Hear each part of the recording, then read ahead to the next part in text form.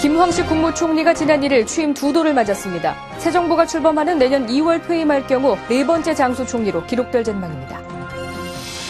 균형 재정 기조를 유지하면서도 경제 활력과 민생 안정이란 두 마리 토끼를 잡겠다는 정부의 내년도 예산안, 잠시 후에 자세히 전해드립니다. 홍릉 연구단지가 글로벌 녹색 성장단지로 조성됩니다. 홍릉의 역사성과 환경성을 보존하면서 질적인 녹색 성장 역량을 제고하는 데 중점을 두고 있습니다. 지난 2010년 41대 국무총리로 취임한 김황식 국무총리가 지난 1일 취임 2주년을 맞았습니다. 그동안 김 총리는 법과 원칙이 지배하는 공정한 사회와 모든 국민이 행복하게 잘 살 수 있는 건강한 사회를 만들기 위해 부단히 노력했는데요. 김 총리는 특히 많은 갈등 현안을 법과 원칙에 입각해 해결하는 등 안정적인 국정 운영을 했다는 평가를 받고 있습니다.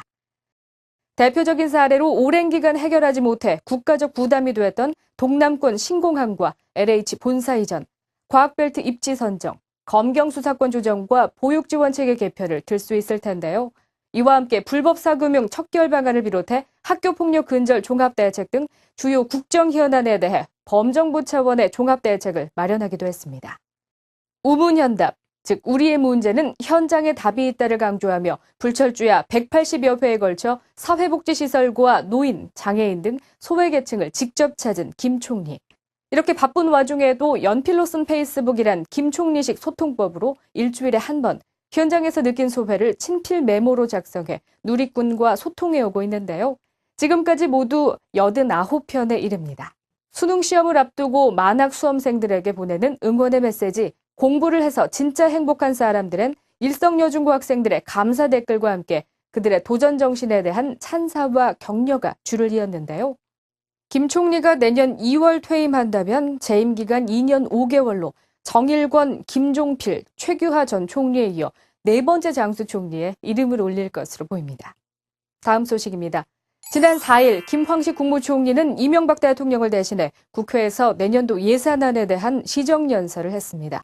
내년도 예산안은 대외 신인도 제고와 미래 대비 정책 여력 확보를 위해 경제 활력, 민생 안정 예산으로 편성하였습니다. 우선 당면한 경제의 어려움을 극복하기 위해 기업의 투자 촉진 등 내수 활성화와 무역금융 확대 등을 통한 수출 지원으로 경제 활력을 높여나갈 계획이고요.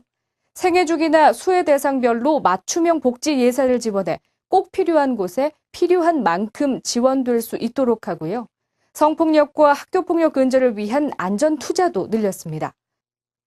올해 R&D 예산은 4년 전보다 1.5배 이상 확대됐고 지난 5년간 누적 R&D 투자는 68조 원에 이르렀는데요.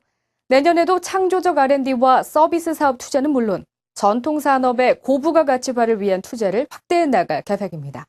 아울러 내년 예산은 어려운 경제 여건을 감안해 총 지출을 최대한 확대하면서도 GDP 대비 재정 수지는 균형 재정 기조 범위 내인 마이너스 0.3% 수준으로 유지할 계획인데요. 이를 위해 재정융자 사업 중 6조 7천억 원 규모의 사업은 민간 자금을 적극 활용하고요. 강력한 세출 구조 조정을 통해 3조 7천억 원을 절감하는 등 알뜰 예산으로 편성했습니다. 다음 뉴스입니다.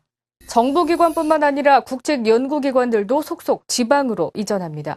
우리나라의 경제개발 계획을 이끌었던 한국개발연구원과 산업연구원이 위치해 있는 홍릉.